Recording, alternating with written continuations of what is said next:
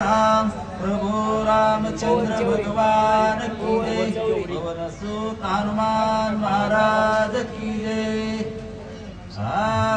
सन्मुख आल्या राक्षस कोळी, अंगाची आली जप्रोळी, युद्धान निघावे तातडी, सीता रोकडी ते नेतील। गौरीपुत्र गणपती, जगत चालक जगत प्रभू भगवान रामचंद्र, जगत चालक जगत जननी सद्बुद्धी आई साहेब सीतादेवी, रामभक्त हनुमानजी, गुरुवर्य भगवान बाबा आणि या ठिकाणी सगळे जमलेले रामभक्त राम भगिनी यांच्या चरणी विनम्र अभिवादन करून कथेला सुरुवात करतो। संत सज्जना साष्टांग नमन, श्रोते जनासी लोटांगण, करावया कथा निरूपण, ज्ञानदान मग द्यावे।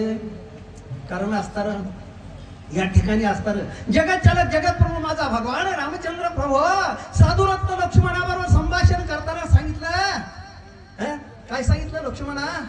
कारण तू काय कर, कसल्याही प्रकारची कुठून आवाज आले तिकडं न लक्ष देता आणि तू हे पंचवटीच्या ठिकाणी जगत चालक जगत ज्यांनी असणारी सीतादेवीचं संरक्षण करायचंय। बाळा तू असताना ही पंचवटी सोडून बाजूला जायचं नाही, अशा प्रकारे असताना जगत चालक जगत प्रभू भगवान रामचंद्र प्रभू आणि साधुरत्न लक्ष्मणाला बोलले, महाराज बोला।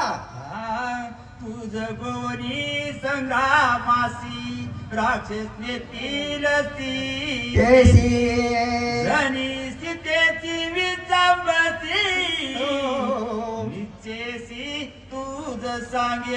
कारण असताना काय करते ना, राक्षस दुष्ट आहेत, दुर्जन आहेत, बाळावीत कपटीत, कारण अनेक प्रकारचे असणारे आवाज काढते तुला तिकडं जेव्हा अशा प्रकारचा असणार आणि निर्माण करतील, आभास निर्माण करतील, पण तू तिकडे जाऊ नको। फक्त एकच काम आहे लक्ष्मणा, लक्ष्मणा लक्ष्मणा तू फक्त असणार सीता देवीचं संरक्षण करायचं। अशा प्रकारे असणारा माझा भगवान रामचंद्र प्रभू आणि साधुरत्न लक्ष्मणाला सांगतो, महाराज बोला। चढता संग्राम प्रष्टी, जानकी नाटवे पोटी, मग एकली देखोनी पर्ण कुटी, राक्षस कपटी हरतील। सांगितलंय लक्ष्मणा काय कर, तू जर या पर्णकुटीचा त्याग करून कुठल्या दुष्ट दुर्जन मायावी कपटी राक्षसाच्या आवाज जर तिकडच्या बाजूला जर तू गेलास तर असणार या ठिकाणी राक्षस येतील आणि असणार सीता देवीचं अपहरण करतील। अशा प्रकारचं असतं माझ्या भगवान रामचंद्र प्रभूला माहिती होतं आणि त्याच्यामुळे असणार भगवान रामचंद्र प्रभू आणि त्या ठिकाणी साधुरत्न लक्ष्मणाला असतं आणि त्या ठिकाणी आज्ञा देतात।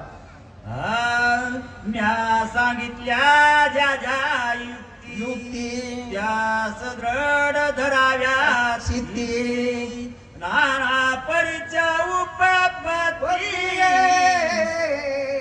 सीता सती रक्षावी। कारण असताना भगवान रामचंद्र प्रभूने सांगितलं लक्ष्मणा, कारण अनेक प्रकारे सगळं डोक्यातलं चित्तातलं काढून टाक बाबा, मी जी तुला सांगितलं। कारण काय करायचंय, जगत चालक जगत ज्यांनी सद्बुद्धी असतात सीतादेवी हिचं संरक्षण करायचंय। तू पंचवटी सोडून दुसरीकडे बाळा जाऊ नकोच। अशा प्रकारे माझे भगवान रामचंद्र प्रभू आणि साधुरत्न लक्ष्मणाला बोलले, महाराज बोला। समित्र सांगन वेगी निघे प्रग लक्षुण,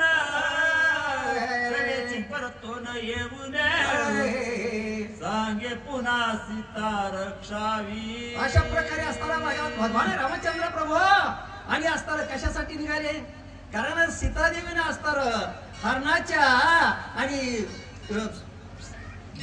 त्या चोळीची इच्छा केली ती भगवान रामचंद्र प्रभूकडे आणि त्याच्यासाठी निघालेले होते। पण थोडस गेले, 5 पावलं पुढे चालत आले, पुन्हा परत आले आणि पुन्हा साधुरत्न लक्ष्मणाला सांगितलं, बाळा बाळा बाळा काय कर, सीतेचं संरक्षण कर। अशा प्रकारे असताना माझा भगवान रामचंद्र प्रभू आणि साधुरत्न लक्ष्मणाला आणि फिरू फिरू सूचना देऊ लागले। वारंवार करो नियम नियम, मृगवधारती निघे राम, धनुष्य बाणाचा अक्रम, भ्रम तद्वदी। कारण अशा प्रकारे माझा भगवान रामचंद्र प्रभू असताना सूचना दिल्या सांगितलं कुणाला की अस्तारा नियम केला, तुम्ही काय करा अस्तार आणि माझा भगवान रामचंद्र प्रभू लक्ष्मणाला सांगतो, उपदेश करतो, लक्ष्मणा फक्त तू काय कर, संरक्षण कर कुणाचं, सीताचं संरक्षण कर. अशा प्रकारे माझा भगवान रामचंद्र प्रभू आणि त्या ठिकाणी साधुरत्न लक्ष्मणाला बोलले.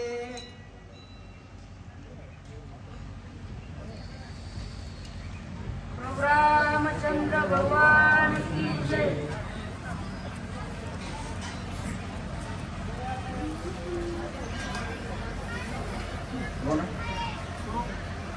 वार वार करून नेम